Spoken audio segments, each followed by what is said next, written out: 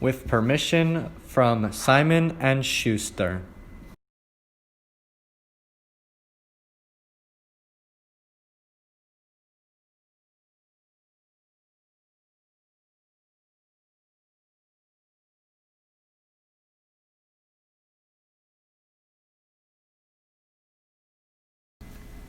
It's the Great Pumpkin, Charlie Brown, by Charles M. Schultz.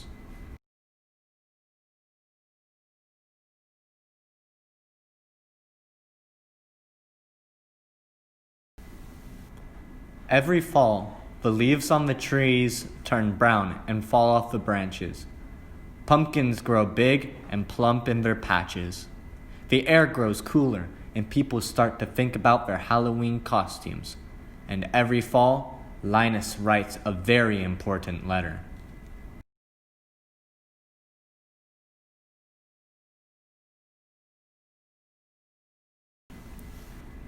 Dear Great Pumpkin, Linus writes, I'm looking forward to your arrival on Halloween night. I hope you will bring me lots of presents. Who are you writing to? Asks Charlie Brown. The Great Pumpkin, Linus replies. On Halloween night, the Great Pumpkin rises out of his pumpkin patch and flies through the air with his bags of toys for all the children.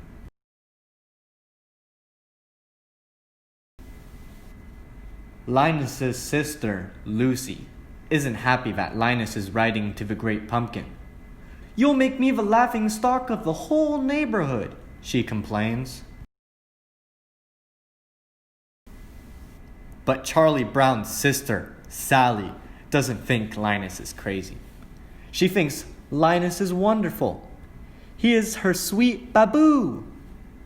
Wouldn't you like to sit with me in the pumpkin patch on Halloween night and wait for the Great Pumpkin? Linus asks. Sally is thrilled. I'd love to, she tells Linus. Later that day, Charlie Brown has a surprise waiting for him in the mailbox. I got an invitation to a Halloween party, he exclaims. Lucy thinks the invitation must be a mistake. There were 2 lists, she tells Charlie Brown. One to invite and one not to invite. Charlie Brown knows which list he was probably on, but he decides to go to the party anyway.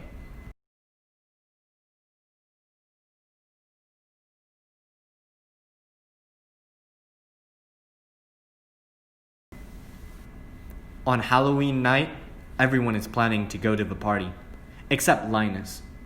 My blockhead brother will be out in the pumpkin patch making his yearly fool of himself, Lucy grumbles.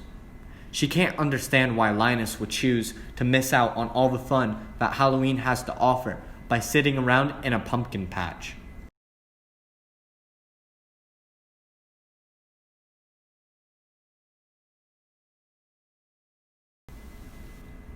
Everyone puts on their costumes. Lucy is dressed as a witch. Charlie Brown is dressed as a ghost, but no one can tell what he is supposed to be because he had some trouble with the scissors. Sally is also dressed as a ghost, and so is Schroeder. They figured out how to use the scissors just fine. Big Pen is dressed as a ghost too. Everyone can tell which ghost he is because a cloud of dust surrounds him.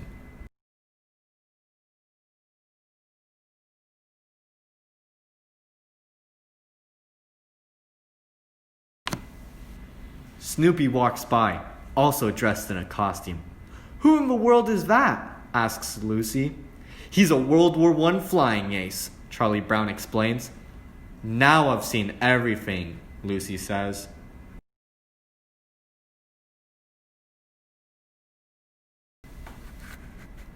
Lucy declares that everyone will go trick-or-treating first, and then go to the Halloween party. As they pass by the pumpkin patch, Linus sees them and gets excited, thinking they've come to wait with him. Have you come to sing pumpkin carols with me? He asks. You blockhead, Lucy yells at her brother.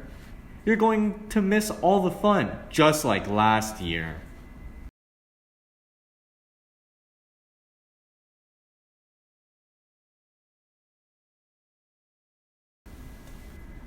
Don't talk like that, Linus cries.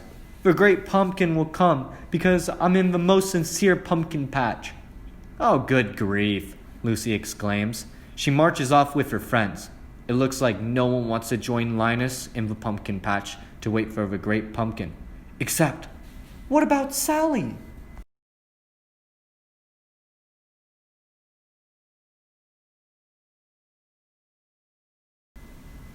Sally is torn. She doesn't want to miss out on all the fun of trick-or-treating and a party. But Linus is her sweet baboo. What should she do? Sally runs back to the pumpkin patch.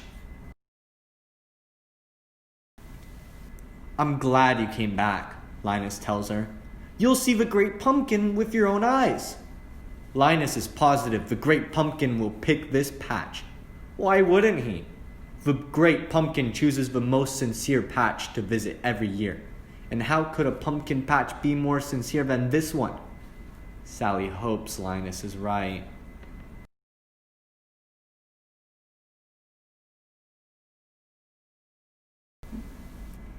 Meanwhile, the rest of the kids go trick-or-treating.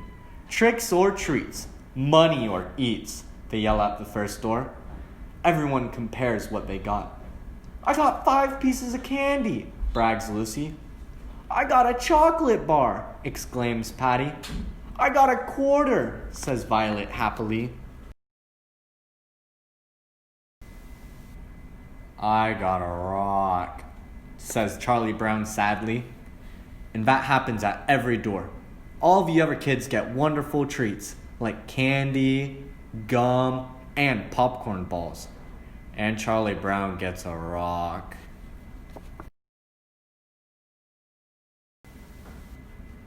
Lucy decides they've done enough trick-or-treating and it's time to go to the party. After all, everyone has a bag filled to the brim with treats. Everyone except Charlie Brown. He has a bag full of rocks.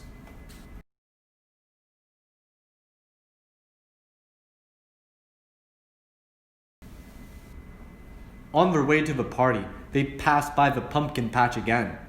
The kids laugh at Linus and Sally for waiting there instead of coming to the party. The great pumpkin will be here, Sally yells, defending Linus. After the kids walk by, Sally turns to Linus. All right, where is he? She asks. He'll be here, Linus assures him. I hope so, Sally replies. Think of all the fun we're missing.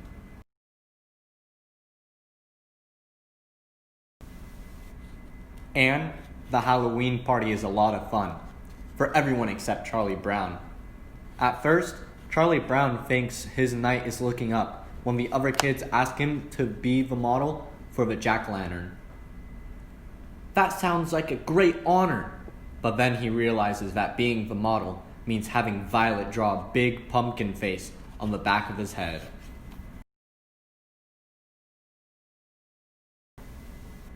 Meanwhile, in the pumpkin patch, Sally is growing tired of waiting for the great pumpkin.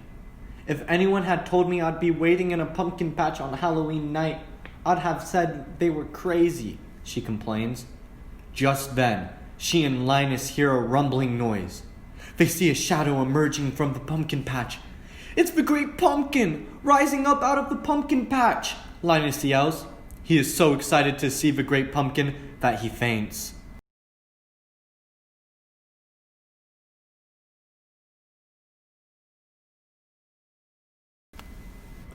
But it isn't the great pumpkin after all. It's just the World War I flying ace on his way back from a very important mission.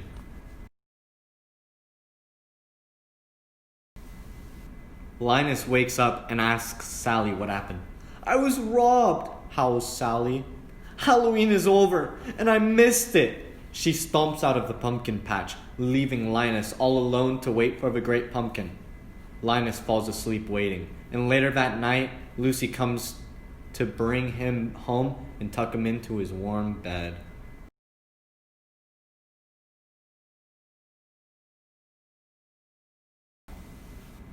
The next day, Charlie Brown tries to make Linus feel better.